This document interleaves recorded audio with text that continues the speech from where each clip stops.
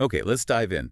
Today we're doing a deep dive focusing on just one source you shared, USA Today, from May 22, 2025. Right. Our goal here is to, pull out the key insights, the really important developments reported in this specific source, help you get quickly informed just from this one snapshot. Exactly. It's like looking through a specific window onto that day. And this one source, it covers quite a range. You've got the U.S. economy, global relations, Domestic stuff too, right? protests, immigration. Yeah, even travel trends. It really gives you a feel for what that paper was highlighting on May 22nd. Okay, so let's start with the economy. The source points towards concerns about a potential price hike wave in the U.S.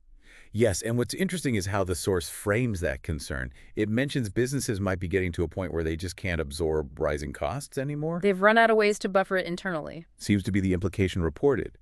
And if they can't absorb those costs, well, the source suggests it hits you, the consumer. Directly. So higher prices, more inflation worries. That's the picture painted there. And it connects to another point in the source, the IMF, the International Monetary Fund. They apparently downgraded their outlook for the U.S. economy around that time. And did the source say why? It did. It flagged specific reasons, concerns about U.S. trade policies, and also what it termed fiscal uncertainty. Fiscal uncertainty. Yeah. That sounds like unpredictability around government spending or maybe taxes. That's generally what it implies, yes. And the source presents these factors, the trade stuff, and this uncertainty as key contributors to a complex economic environment described in the report. So you've got potential pressure on prices and these bigger picture worries from a global body, all in the same day's news, according to the source. It paints a picture of caution, definitely. Okay, so shifting gears a bit from the domestic economy to global matters, the source also covered a big U.S. defense project. That's right. It mentioned the U.S. officially picking a design for this huge $175 billion missile defense shield, the Golden Dome project. Wow, $175 billion, that's major. Mm.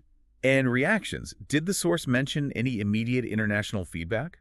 It did, yeah. Straight away, it notes China prompted, quote, serious concerns about it. Okay. The paper explicitly frames this as, adding another layer of complexity to the U.S.-China relationship.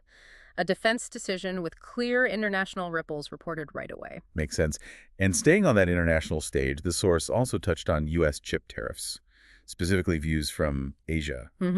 It reported that countries like South Korea, Japan, Taiwan, key players, were highlighting potential problems with these tariffs. Problems like. Well, they reportedly called for a rethink of new levies, pointing out pitfalls. And these are critical countries for semiconductor supply chains. Exactly. Yeah. So the source flagging their concerns, it points towards real implications for global supply chains, for economic stability, defense, trade, both creating friction internationally, according to this reporting. Okay, let's bring it back home then. The source also reported on some domestic unrest, starting with Columbia University. Yes, protests apparently erupted right at their graduation ceremony. And the source gave reasons. It did. It cited issues around the Gaza war and also the arrest of a student protester, Mahmoud Khalil. The paper presented it as reflecting these bigger national debates going on. Debates about foreign policy and civil liberties. That seems to be the connection the source made.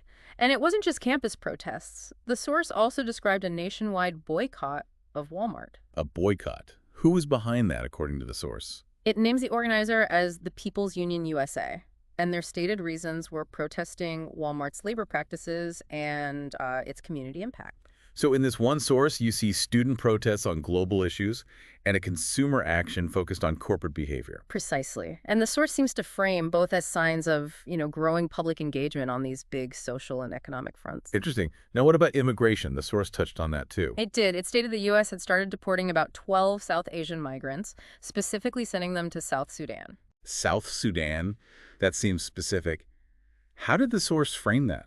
It presented the action as raising questions about immigration policies at the time, and also human rights concerns. Just one specific instance highlighting wider debates. And there was a connection back to that Columbia student, right? Mahmoud Khalil. Yes, related legal point. The source mentioned he was also described as a pro-Palestinian activist. And the legal update was? that a federal judge had reportedly ruled Khalil must be allowed to meet with his wife while detained. Ah, okay. The source highlights this as part of ongoing legal fights tied to immigration and civil rights. So you see these threads kind of connecting across the different news items in the source. Protest activity, individual legal cases, immigration status. Yeah. Okay, so finally, the source had something that feels a bit different. A travel story. Yeah, kind of a counterpoint. It reported Americans were breaking travel records for Memorial Day. Really? Breaking records. But didn't Yeah. we just talk about economic fears? Exactly. That's what the source points out. It says this travel surge was happening despite those economic fears and even airline disruptions. Huh. So despite the price hike worries, the IMF downgrade, people were still determined to travel. That's the picture the source paints. It suggests maybe a big revival in tourism or just a really strong desire to get away, pushing past those other concerns. It's a fascinating contrast to some of the other news reported that day. It really is. Okay, so let's try and wrap this up. We pulled out quite a bit from just this one source, this USA Today snapshot from May 22, 2025. Yeah. It's amazing how much ground it covered in one day. It really is. Which leads to maybe a final thought just based on what this source presented.